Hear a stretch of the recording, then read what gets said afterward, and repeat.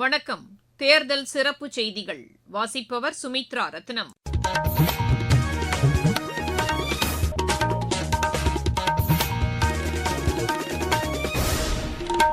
தலைப்புச் செய்திகள். தமிழகத்தில் இதுவரை 1212 கோடி ரூபாய் மதிப்பிலான பணம் மற்றும் பரிசுப் பொருட்கள் பறிமுதல் செய்யப்பட்டுள்ளதாக தேர்தல் ஆணையம் கூறியுள்ளது.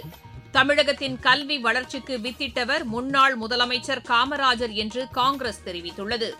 மகளிர் இடஒதுக்கீட்டிற்கு காங்கிரஸ் மற்றும் திமுக முட்டுக்கட்டையாக உள்ளது என்று பிஜேபி குற்றம் சாட்டியுள்ளது. தூய்மையான அரசியலை முன்னெடுத்துச் செல்வதாக நாம் தமிழர் கட்சி தெரிவித்துள்ளது. சட்டப்பேரவை தேர்தலில் வெற்றி பெற்றால் பட்டாசு தொழிலாளர்களின் நலன் பாதுகாக்கப்படும் என்று தவேக கூறியுள்ளது. இனி விரிவான செய்திகள். தமிழக சட்டப்பேரவை தேர்தலில் பணபலம் பயன்படுத்தப்படுவதை தடுப்பதற்கான கண்காணிப்பு நடவடிக்கைகள் மேலும் தீவிரப்படுத்தப்பட்டுள்ளன. இதுவரை உரிய ஆவணங்கள் இன்றி கொண்டு செல்லப்பட்ட 1212 கோடி ரூபாய் மதிப்பிலான பணம் மற்றும் பரிசுப் பொருட்கள் பறிமுதல் செய்யப்பட்டிருப்பதாக தமிழக தலைமை தேர்தல் அதிகாரி திருமதி அர்ச்சனா பட்நாயக் தெரிவித்துள்ளார். இது தொடர்பாக இன்று அவர் வெளியிட்டுள்ள செய்திக்குறிப்பில் இதில் 169 கோடி ரூபாய் மதிப்பிலான ரொக்கப்பணம் அடங்கும் என்றும் குறிப்பிட்டுள்ளார்.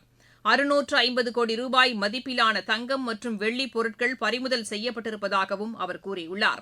வாக்குப்பதிவு அமைதியாக நடைபெறுவதை உறுதி செய்வதற்காக வாக்குச்சாவடிகள் தோறும் நுண்பார்வையாளர்கள் நியமிக்கப்பட்டுள்ளதாகவும் அவர் தெரிவித்துள்ளார். 7000க்கும் மேற்பட்ட நுண்பார்வையாளர்கள் இப்பணியில் ஈடுபடுத்தப்பட்டுள்ளதாகவும் அவர் கூறியுள்ளார். இந்த சட்டப்பேரவை தேர்தல் பணியில் 136 பொது பார்வையாளர்களும் 40 காவல் பார்வையாளர்களும் 150 செலவின பார்வையாளர்களும் ஈடுபட்டுள்ளதாகவும் அவர் கூறியுள்ளார். மத்திய ஆயுதப்படையின் 300 கம்பெனிகள் பாதுகாப்பு பணியினை மேற்கொண்டுள்ளதாகவும் அவர் தெரிவித்துள்ளார். வாக்குப்பதிவு தினமான வரும் 23ஆம் தேதியன்று ஊதியத்துடன் கூடிய பொது விடுமுறை அறிவிக்கப்பட்டுள்ளதாகவும் அவர் தெரிவித்துள்ளார்.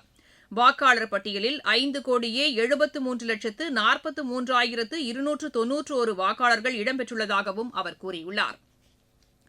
இதில் 2,80,30,658 ஆண் வாக்காளர்களும் 2,93,04,905 பெண் வாக்காளர்களும் உள்ளதாக அவர் தெரிவித்துள்ளார். 7,728 மூன்றாம் பாலினத்தவரும் வாக்காளர் பட்டியலில் இடம்பெற்றுள்ளதாக அவர் கூறியுள்ளார். மாநிலம் முழுவதும் 75,064 வாக்குச்சாவடிகள் அமைக்கப்பட்டுள்ளதாகவும் திருமதி அர்ச்சனா பட்நாயக் தெரிவித்துள்ளார். இதற்கிடையே மாவட்டம் தோறும் ஆட்சியர்கள் தேர்தலுக்கான முன்னேற்பாடுகள் குறித்து ஆய்வு மேற்கொண்டு வருகின்றனர். திருநெல்வேலி மாவட்டத்தில் இதுவரை 4,23,00,000 ரூபாய் மதிப்பிலான பணம் மற்றும் பரிசுப் பொருட்கள் பறிமுதல் செய்யப்பட்டிருப்பதாக ஆட்சியர் திரு சுகுமார் கூறியுள்ளார். திருநெல்வேலியில் செய்தியாளர்களிடம் பேசுகையில் அவர் இவ்வாறு கூறினார். நம்ம திருநெல்வேலி மாவட்டத்தை பொறுத்த வரைக்கும் நமக்கு மொத்தம் 1678 வாக்குச்சாவடிகள், 12,65,302 வாக்காளர்கள். இந்த 1678 வாக்குச்சாவடிகள்ல 8,343 போலிங் பர்சனல், வாக்குச்சாவடி அலுவலர்கள், presiding officers, PO1, PO2, PO3 இந்த 4 கேட்டகரியில நமக்கு 8,343 அலுவலர்கள் இருக்கிறாங்க, இன்க்ளூடிங் ரிசர்வ். இந்த வாக்குச்சாவடிகள்ல பதட்டமான வாக்குச்சாவடி நம்ம 298 கண்டுபிடிச்சிருக்கோம். அந்த 298ல இன்க்ளூடிங் ரிசர்வ் 358 மைக்ரோ அப்சர்வர்ஸ், அவங்க central government staff from bank and other various public sector அண்டர்டேக்கிங்ல உள்ளக்கூடிய அந்த மைக்ரோ அப்சர்வர்ஸ்க்கு ட்ரைனிங் கொடுத்து அவங்கெல்லாம் எலெக்ஷன் அன்னைக்கு இந்த மாதிரி கிரிட்டிக்கல் போலிங் ஸ்டேஷன்ஸ்ல இருப்பாங்க.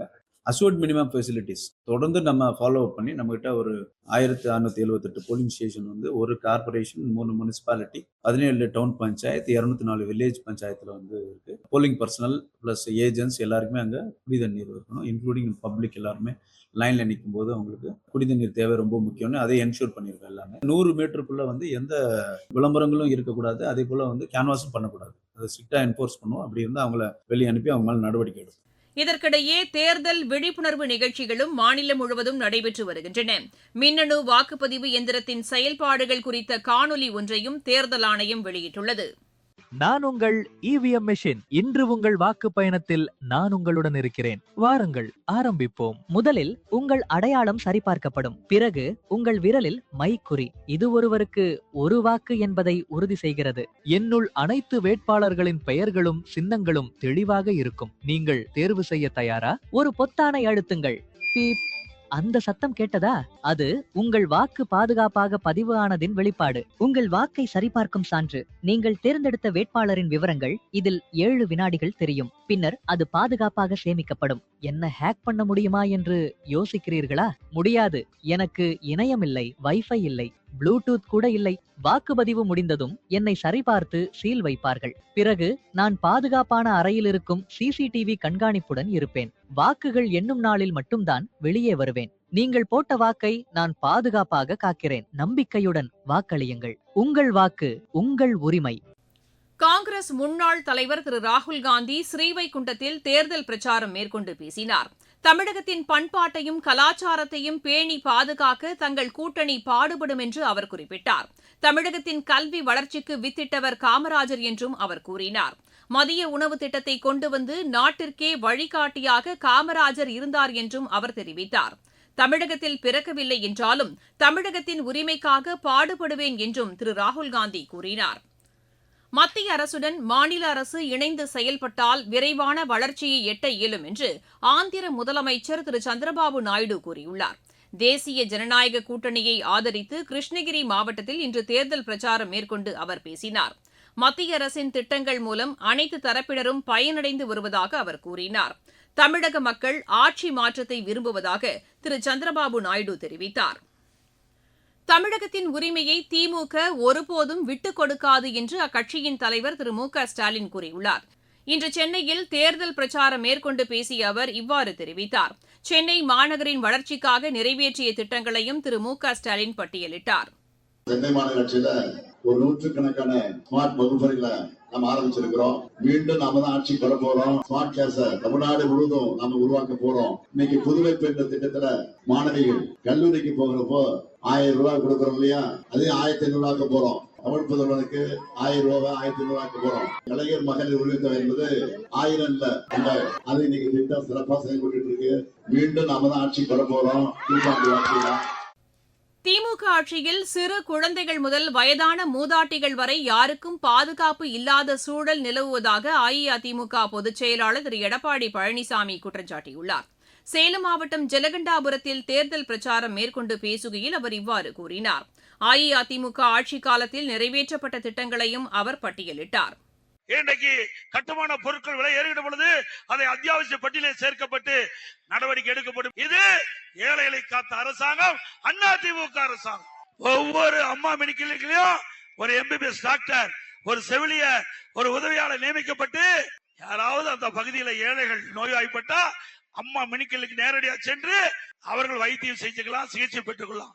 அது மீண்டும் அதிமுக ஆட்சி அமைந்தவுடனே அம்மா மெடிக்கல் திட்டம் தொடரும். நங்கவெளி மேச்சேரி கூட்டுக்குடி திட்டம் 158 கோடி. சவுரீர் மற்றும் வனவாசி அரசு ஆரம்ப சுகாதார நிலையம், நங்கவெளி அரசு மேம்பட்ட ஆரம்ப சுகாதார நிலையம், அங்க 30 படுக்கை கொண்ட மேம்படுத்தப்பட்ட மருத்துவமனை 3 கோடி மதிப்பீட்டுல நங்கவெளியில ஒருங்கிணைந்த வேளாண்மை விரிவாக்கம், நங்கவெளியில புதிய தீயணைப்பு நிலையம், மேட்டூர் காவிரி உபரி நீரை நீரேற்ற பாசனம் மூலமா இந்த நங்கவெளி ஒன்றியத்தில் 20 ஏரிகள் நிரப்பப்படும்.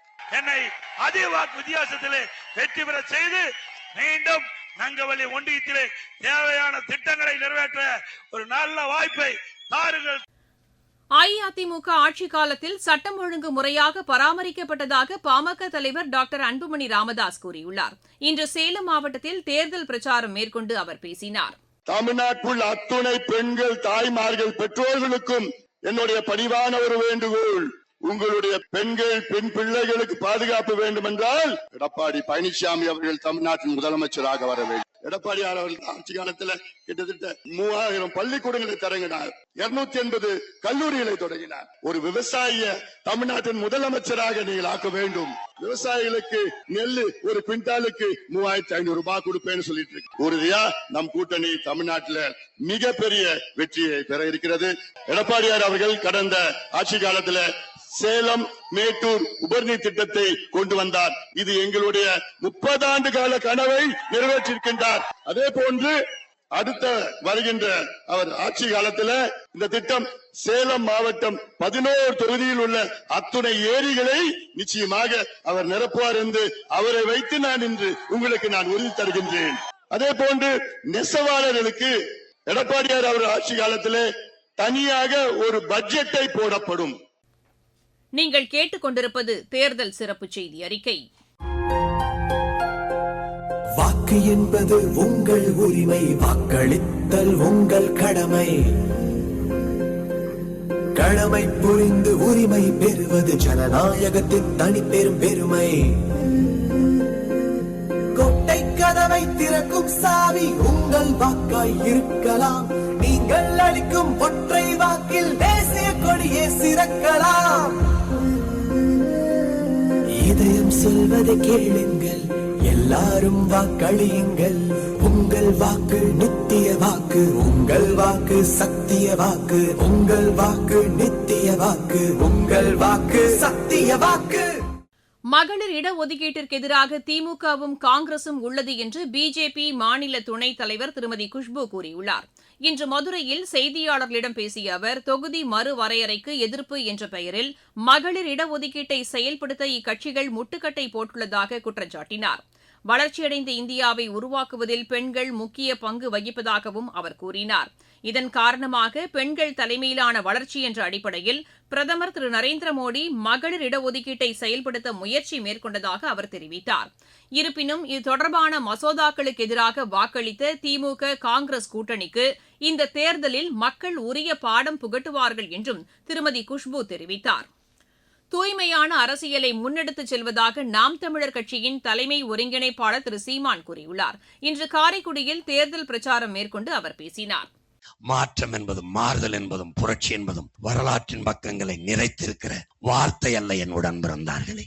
நம்மால் நம் கைகளால் நிகழ்த்தக்கூடிய நிஜம் என்பதை நீங்கள் புரிந்து கொள்ள வேண்டும். ஓட்டுக்கு காசு கொடுத்தால்தான் போடுவார்கள் என்றீர்கள். 36 லட்சம் பேர் எப்படி காசு வாங்காமல் போட்டான்? மாற்றம் புரட்சி. நம்மால் இந்த மாறுதலை தொடர்ந்து செய்ய முடிகிறது என்றால், இத்தனை லட்சம் மக்களின் நன்மதிப்பை பெற முடியுது என்றால், அதுதான் மக்களாட்சியில் மக்களின் அரசியலில் மகத்தான புரட்சி. கட்சியில நாம் நடத்துவது மக்களுக்கான மாற்றத்திற்கான எளிய மக்களின் புரட்சியின். நம்மளால் வெல்ல முடியும், நம்மளால் நல்லாட்சி கொடுக்க முடியும். வாக்குக்கு காசு கொடுப்பது ஏமாற்று, இலவச அறிவிப்பு என்பது ஏமாற்று. வரலாற்றை படித்ததன்தான் உன் பிள்ளை, உன் உடன் பிறந்தவன் இவ்வளவு திமிரோடும் பெருமிதத்தோடும் உயிர்ப்போடு நான் தமிழன், என் இனம் தமிழினம், என் தாய்மொழி தமிழ், என் தாய் நிலம் தமிழ் தேசம் என்று வெற்றியை திரட்டி கொண்டிருக்கும். பக்கத்துலதான் இருக்கு. 23ஆம் தேதி தொற்றலாம். சட்டப்பேரவை தேர்தலில் வெற்றி பெற்றால் பட்டாசு தொழிலாளர்களின் நலன் பாதுகாக்கப்படும் என்று தவேக கூறியுள்ளது. இது தொடர்பாக அக்கட்சித் தலைவர் திரு விஜய் வெளியிட்டுள்ள சமூக வலைதள பதிவில், மக்களுக்கான உண்மையான ஆட்சியை தவேக வழங்கும் என்றும் குறிப்பிட்டுள்ளார். விடுதலை சிறுத்தைகள் கட்சி மாநில கட்சியாக அங்கீகாரம் பெற்றுள்ளதற்கு திமுக தலைமையிலான கூட்டணியே காரணம் என்று அக்கட்சியின் தலைவர் திரு தொல் திருமாவளவன் கூறியுள்ளார். இன்று கும்பகோணத்தில் தேர்தல் பிரச்சாரம் மேற்கொண்டு பேசிய அவர், இதற்கு நன்றி கடனாக திமுகவுடன் கூட்டணியை தொடர்வதாக குறிப்பிட்டார். திமுக தலைமையிலான மதச்சார்பற்ற முற்போக்கு கூட்டணியின் வெற்றிக்காக அனைவரும் அயராது பாடுபட வேண்டும் என்றும் திரு தொல் திருமாவளவன் கேட்டுக் கொண்டார். மகளிருக்கு இடஒதுக்கீடு வழங்குவதை எதிர்க்கவில்லை என்று இந்திய கம்யூனிஸ்ட் கட்சியின் மாநில செயலாளர் திரு வீரபாண்டியன் கூறியுள்ளார். விழுப்புரத்தில் செய்தியாளர்களிடம் பேசிய அவர், தொகுதி மறுவரையறைக்குத்தான் எதிர்ப்பு தெரிவித்ததாக கூறினார். திமுக தலைமையிலான மதச்சார்பற்ற முற்போக்கு கூட்டணி கொள்கை அடிப்படையிலானது என்றும் திரு வீரபாண்டியன் தெரிவித்தார். அஇஅதிமுக பொதுச் செயலாளர் திரு எடப்பாடி பழனிசாமியின் பிரச்சாரத்திற்கு தடை விதிக்க கோரி பெங்களூரு புகழேந்தி தாக்கல் செய்த மனுவினை சென்னை உயர்நீதிமன்றம் தள்ளுபடி செய்துள்ளது. தலைமை நீதிபதி திரு தர்மாதிகாரி, நீதிபதி திரு அருள்முருகன் அமர்வு இன்று இதற்கான உத்தரவினை பிறப்பித்தது. இவ்வழக்கினை தாக்கல் செய்ய மனுதாரருக்கு எவ்வித முகாந்திரமும் இல்லை என்று அந்த உத்தரவில் குறிப்பிடப்பட்டுள்ளது.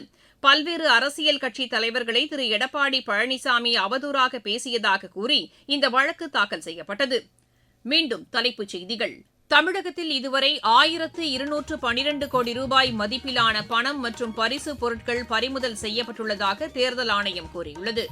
தமிழகத்தின் கல்வி வளர்ச்சிக்கு வித்திட்டவர் முன்னாள் முதலமைச்சர் காமராஜர் என்று காங்கிரஸ் தெரிவித்துள்ளது. மகளிர் இடஒதுக்கீட்டிற்கு காங்கிரஸ் மற்றும் திமுக முட்டுக்கட்டையாக உள்ளது என்று பிஜேபி குற்றம் சாட்டியுள்ளது. தூய்மையான அரசியலை முன்னெடுத்துச் செல்வதாக நாம் தமிழர் கட்சி தெரிவித்துள்ளது. சட்டப்பேரவை தேர்தலில் வெற்றி பெற்றால் பட்டாசு தொழிலாளர்களின் நலன் பாதுகாக்கப்படும் என்று தவேக கூறியுள்ளது. இத்துடன் இந்த செய்தியறிக்கை நிறைவடைகிறது.